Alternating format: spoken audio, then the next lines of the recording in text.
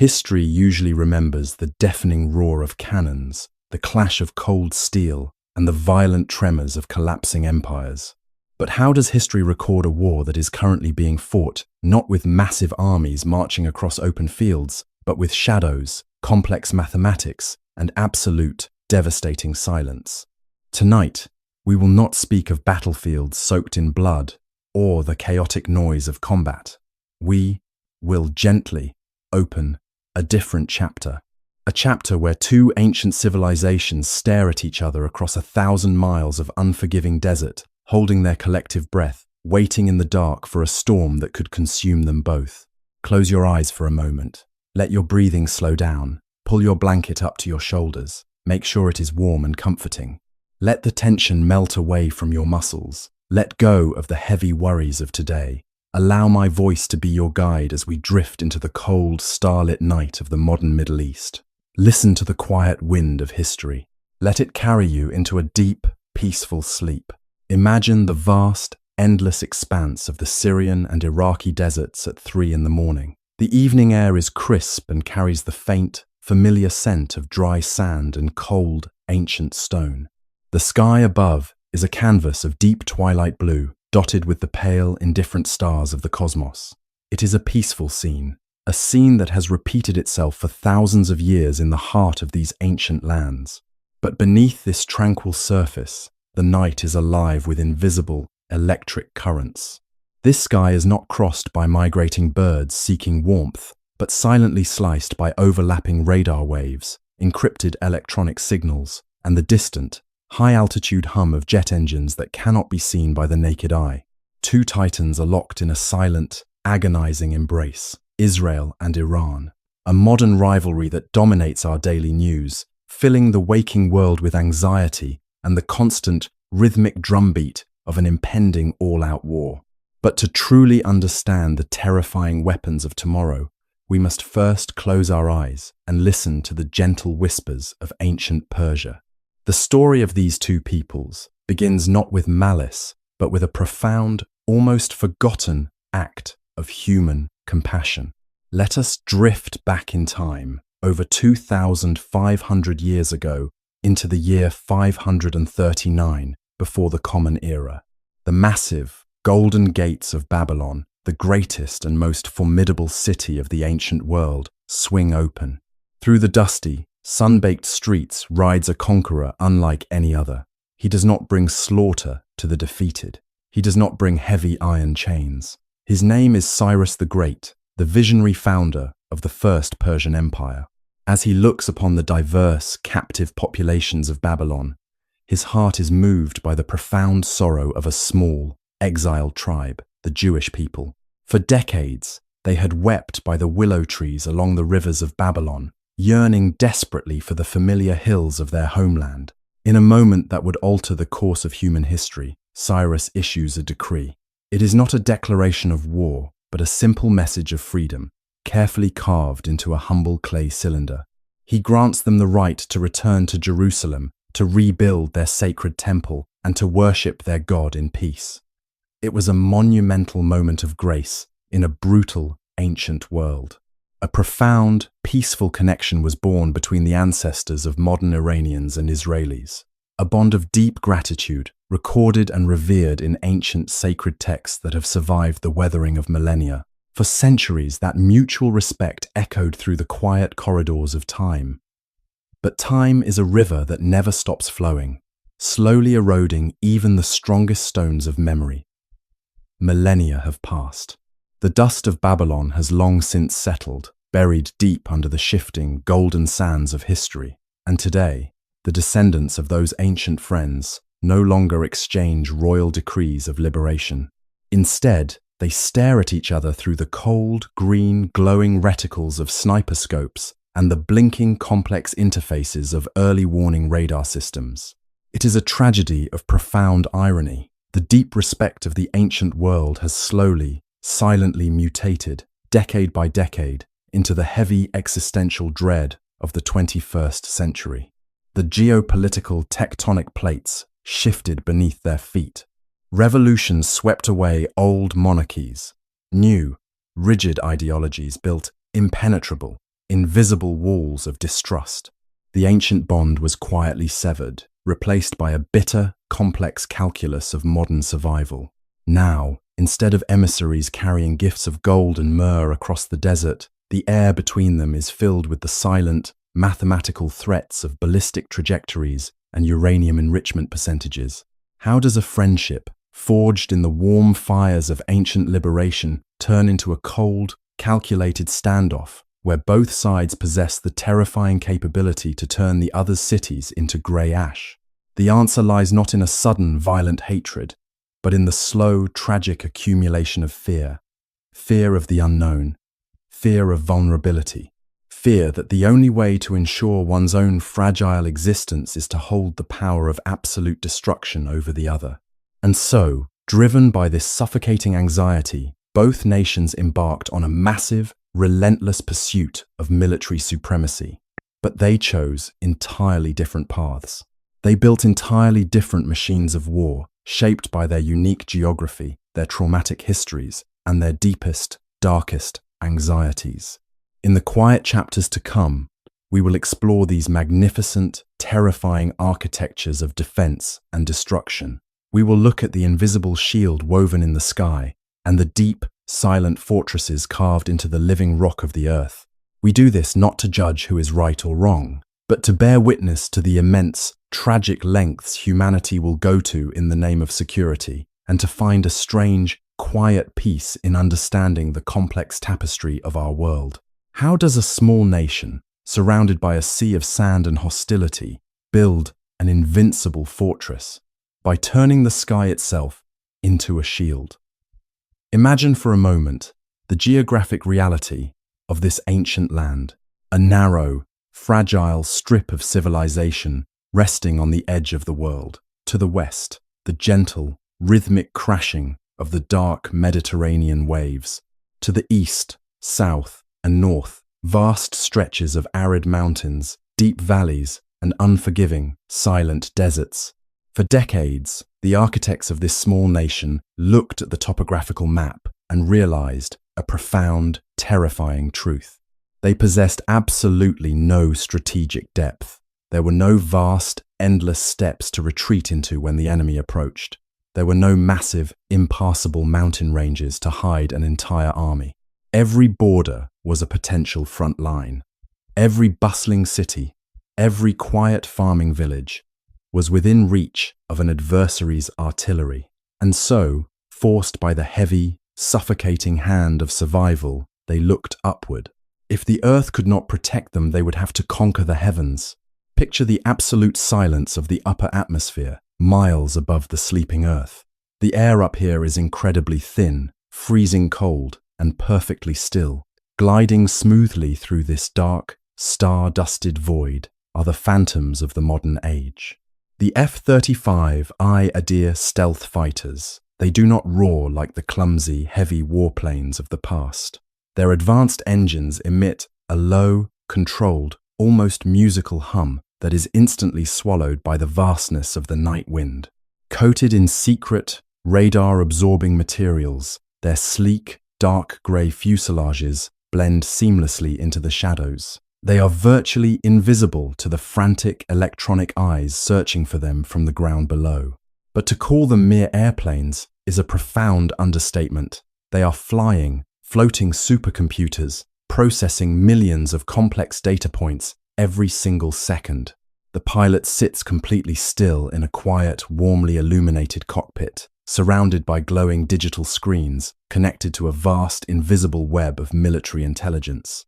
They possess a silent, lethal grace, capable of traversing the long, dark distances of the Middle East without ever leaving a single footprint in the sky. It is a terrifying perfection of engineering, a weapon designed to strike fear not through deafening explosions, but through the absolute, chilling certainty that they can be anywhere, at any time, unseen and unheard, until it is far too late to run. But a sword, no matter how sharp or invisible, cannot protect a sleeping city from a sudden rain of fire. For that, you need a shield. And the shield they built is a magnificent, tragic marvel of both abstract mathematics and human desperation.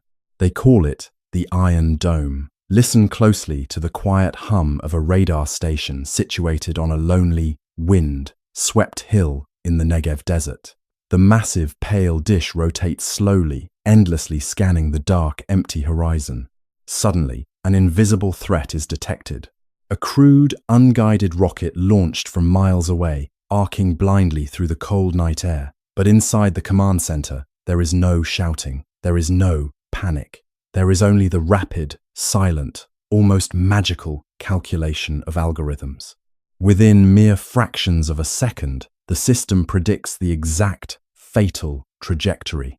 It determines if the rocket will fall harmlessly into the empty, soft desert sand, or if it threatens a densely populated neighborhood. If a city is in danger, an interceptor missile is launched from a hidden battery. Imagine looking up from a quiet, breezy rooftop in Tel Aviv or Jerusalem. You do not see the launch, but you hear a sudden, deep whoosh, like a heavy, exhausted breath tearing through the sky. Then, high above, a bright, brief flash of golden light illuminates the underbelly of the clouds. A delicate, deadly mechanical ballet has just concluded miles above your head. Two pieces of jagged metal colliding at supersonic speeds in the freezing dark.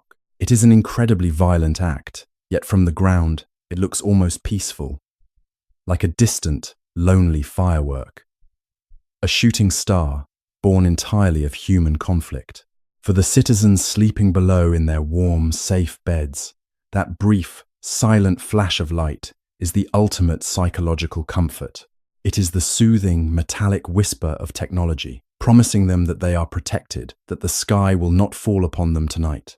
Yet, history teaches us that behind every piece of perfect, unfeeling machinery, there is always a fragile human heart beating anxiously in the dark. Descend with me now, deep beneath the sun-baked sands and rocky crust of the desert, into the heavily fortified, subterranean bunkers of the military and intelligence services. The air down here is perfectly climate-controlled, cool, recycled, and smells faintly of ozone, old paper, and strong, bitter coffee. The silence in these rooms is profound and heavy, broken only by the rhythmic, continuous clicking of computer keyboards and the soft, monotonous hum of massive server racks processing the secrets of the world. Here, young men and women, many barely out of their teenage years, sit for grueling hours in the dim, artificial blue light. They are the radar operators, the intelligence analysts, the quiet, unseen watchers of the Mossad. They stare intensely at large, glowing monitors filled with abstract green lines, complex topographical maps, and slowly blinking dots. Each dot on that screen is not just a pixel. It represents a life. It represents a drone, a plane, a ballistic missile, or a convoy moving slowly through a mountain pass hundreds of miles away in a foreign land. The psychological burden they carry in this silent room is unimaginably heavy. They hold the weight of an entire nation on their tired, hunched shoulders. A single miscalculation, a brief moment of lost concentration, a misinterpreted shadow on a satellite image could mean the difference between another day of fragile peace and a devastating cascade of total destruction. They are the true, unseen guardians, fighting a war of absolute silence, where the weapons are not bullets or bombs, but whispers of intercepted communications, the analysis of shadows, and the slow, agonizing deduction of an enemy's deepest intentions. Israel has successfully built a magnificent, invisible fortress in the sky and an unparalleled, far-reaching web of intelligence. They have mastered the delicate, deadly art of the preemptive strike and the precision defense. But what happens when the enemy you face does not care about conquering the sky? What happens when your ancient adversary looks at your technological supremacy and decides not to challenge it directly, but to simply absorb it, outlast it, and drag you down into the deep, suffocating darkness of the earth? The leaders in Tehran watched the sky closely. They saw the silver phantoms and the mathematical shield, and they realized that to survive, they must turn their gaze downward. The leaders in Tehran, while the skies are filled with invisible silver phantoms and the airwaves buzz with rapid mathematical calculations, another kind of defense has been meticulously built, not in the clouds, but in absolute, suffocating darkness. While Israel seeks absolute mastery of the cold, thin air above, Iran has sought the silent, heavy embrace of the earth below. Because, in the cold logic of modern warfare, you cannot destroy what you cannot find. To understand this profound shift in strategy, we must leave the bright, glowing screens of the defense command centers and travel eastward across the vast, empty deserts toward the ancient, towering peaks of the Zagros Mountains. Picture these massive geological formations in the fading light of dusk. The wind howls mournfully through deep, barren canyons, carrying the scent of dry dust and ancient, weathered stone.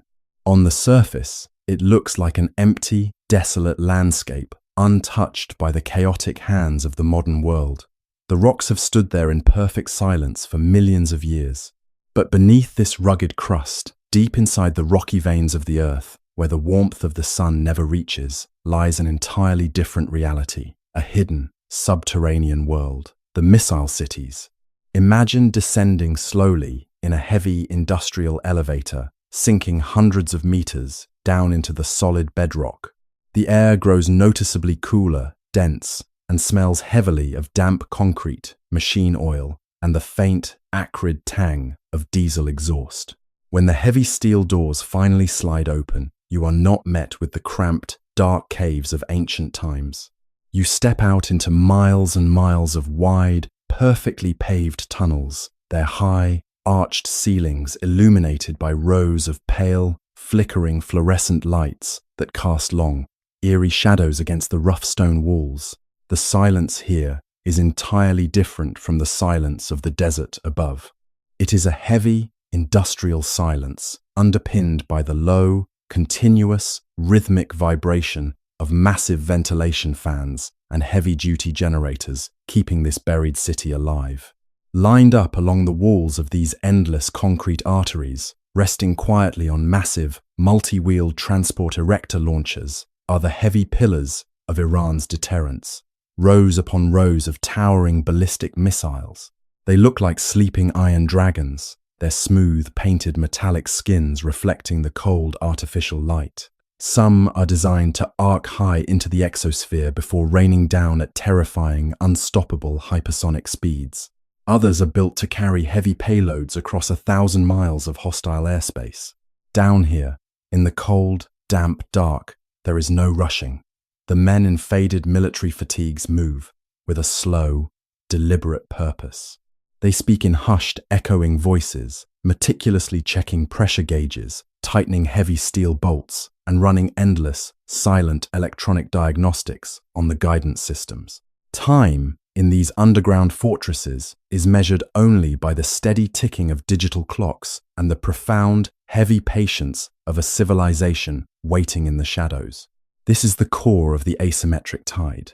The leaders in Tehran knew they could never match the sleek, billion-dollar technological marvels of the opposing Air Force jet for jet. They could not build an invisible fighter plane. So, they changed the very nature of the game. They chose to fight a war of profound attrition. They do not rely on a handful of exquisite, fragile machines, but on the overwhelming, slow, relentless tide of numbers. Consider the perfect contrast to the supersonic, stealthy grace of a modern fighter jet, the Shahed 136 drone. It is not a beautiful machine. It is a simple, dark, delta-winged piece of fiberglass and commercial electronics.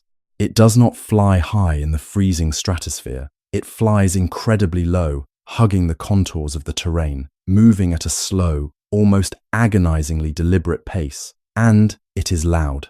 It is powered by a crude, simple engine that sounds remarkably like a heavy, struggling lawnmower echoing through the night air. From a purely technological standpoint, it is a clumsy, primitive instrument.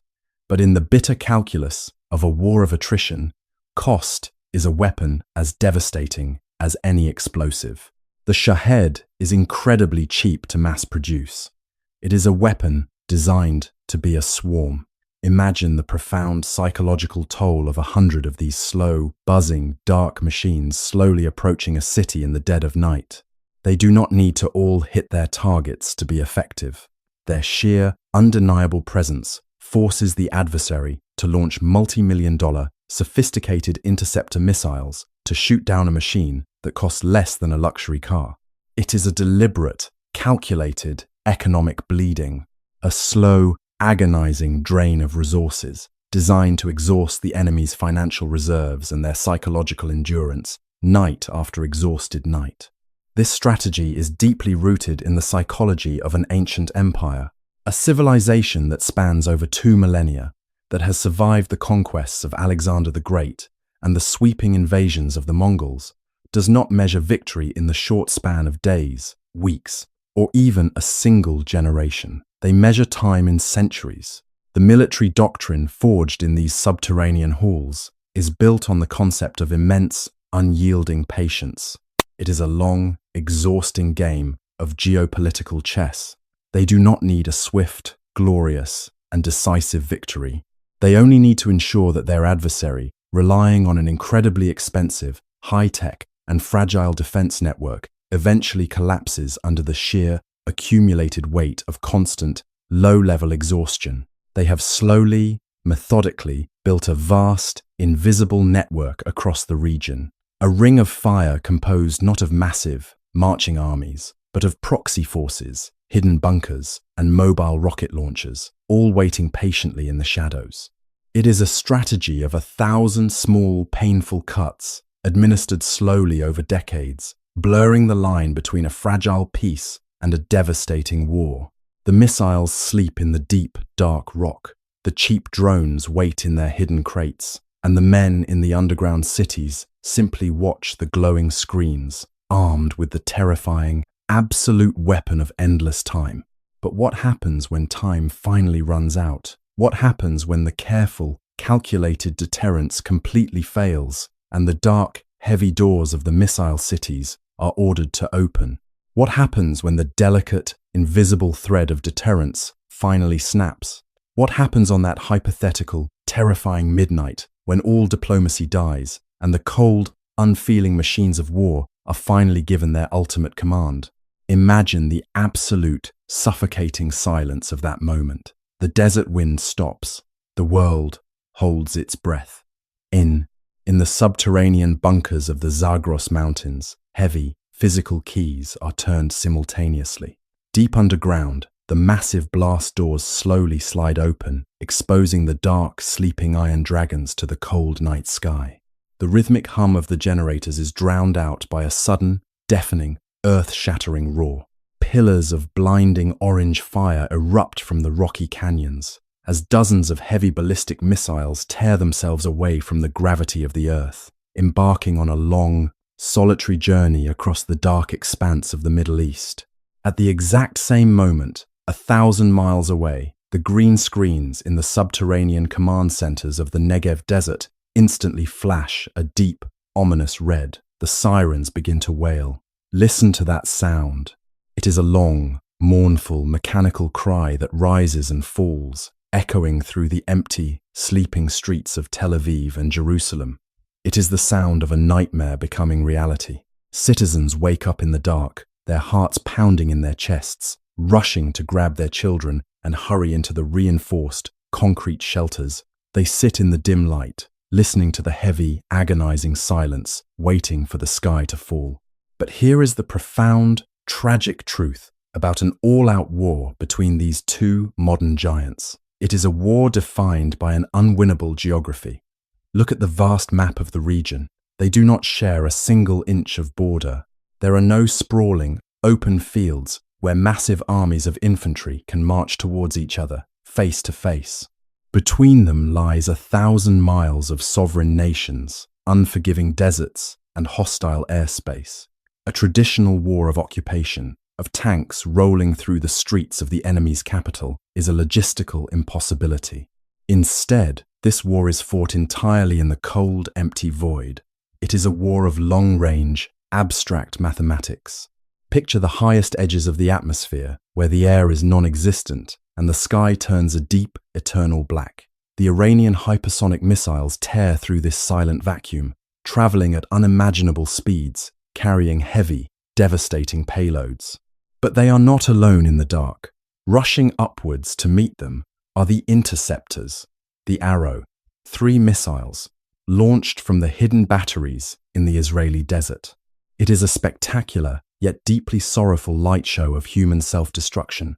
2 magnificent feats of engineering, representing billions of dollars and decades of human intellect, colliding violently in the freezing vacuum of space. There is no sound up there, just a sudden, brilliant flash of pure energy, scattering glowing debris across the curvature of the Earth. From the ground, it looks like a beautiful, silent shower of shooting stars. But every flash is a desperate attempt to save thousands of lives below. And while the sky burns, the silver phantoms, the stealth fighters, have already crossed the desert. They glide silently over the target zones, releasing their heavy, deep, penetrating munitions, aiming to crack open the earth and destroy the subterranean cities. The ground shakes. Ancient dust rises into the air, obscuring the pale moonlight. Now, if you are listening to this in the dark, let the image of that burning sky slowly fade away. Imagine the heavy, suffocating silence that follows the roar of the final missile. Listen to that silence. It is not the triumphant sound of victory. It is the sound of economies completely crumbling. It is the sound of ancient, beautiful lands scarred deeply by modern fire. It is the heartbreaking realization that in this specific, terrifying calculus of war, the absolute peak of destruction has been reached. When the dust finally settles and the dawn breaks over the shattered concrete and twisted metal, what remains? There is no clear winner. Only 2 exhausted, bleeding giants sitting amidst the ruins of their own magnificent illusions. A victory that, when viewed through the long, unforgiving lens of history, feels entirely, tragically indistinguishable from defeat. In the vast, profound tapestry of Buddhist philosophy, there is a concept known as avidya. It translates to a deep, fundamental ignorance or delusion. The desire to wage an all-out war, to seek absolute, permanent security through the absolute destruction of another, is the ultimate manifestation of avidya. It is the tragic, blinding illusion that we, with our fragile bodies and fleeting lifespans, can somehow command the eternal forces of the cosmos or permanently carve our names into the shifting, golden sands of time. Look down upon the hypothetical ashes of this modern conflict, the sophisticated stealth fighters, the multi-million-dollar interceptors, the deep, impenetrable concrete bunkers. What are they, really, in the grand, silent sweep of history? They are just temporary, rusting monuments to human fear. The earth does not care who wins. The ancient Zagros Mountains will not weep for the empty missile silos, and the cold, dark waves of the Mediterranean will not remember the names of the generals who ordered the strikes. Nature simply watches in silent, profound indifference, waiting for the fever of human ambition to break. Imagine, for a moment, the ghost of Cyrus the Great, standing on the highest, wind-swept dune of the desert, looking down at the smouldering, silent ruins of the modern Middle East. The very lands where he once walked, where he once offered a hand of friendship and liberation to a captive people. He would not see a glorious victory of technology. He would only see the tragic, cyclical nature of human suffering. He would see that every empire that believes it will last 1,000 years eventually crumbles into the very dust it tried so desperately to control. The advanced weapons, the complex radar systems, the hypersonic missiles, give them a century, or perhaps 2, and they will all rust into brittle, useless iron, slowly buried and reclaimed by the unforgiving desert. Time is a river that never stops flowing. It carries away the ashes of empires, the echoes of loud, angry political slogans, and the profound grief of fallen nations. Now, take a deep, slow breath. Let the cool, quiet air of the night fill your lungs. And as you exhale, I want you to look at your own life in the reflection of this vast, historical mirror. What are the heavy burdens you are carrying tonight? What are the anxieties that keep you awake in the dark? The deadlines at work, the financial worries, the arguments you did not win, the fear of falling behind. When placed against the infinite, silent canvas of history, against the colossal, tragic rise and fall of entire civilizations, our daily struggles begin to lose their sharp, painful edges. The worries of today are just tiny, fleeting ripples on the surface of a deep, ancient ocean. They are impermanent. 100 years from now, the emails you did not answer, the conflicts you stressed over, and the wealth you did not accumulate will all dissolve into the quiet hum of the universe, just like the rust on a forgotten sword in the desert. So, give yourself permission to let go. You do not need to conquer the world tonight. You do not need to build an impenetrable fortress around your heart. You only need to rest. Let the heavy armor of your daily responsibilities fall quietly to the floor. Let the profound, eternal silence of the past wrap around you like a thick, warm blanket. Imagine the ancient city of Babylon as it is today. Quiet. Still. The golden gates are gone, and the wind whispers gently over the uneven mounds of earth under the silvery light of a full moon. It is a song of peace, a song of forgiveness, watching over the sleeping souls of the past and watching over you. The earth will endure, and so too will your mind. If this journey through the quiet corridors of history has brought you a moment of peace, a moment of reflection, please consider leaving a gentle subscription to this channel. It helps us keep the lantern lit for our next journey.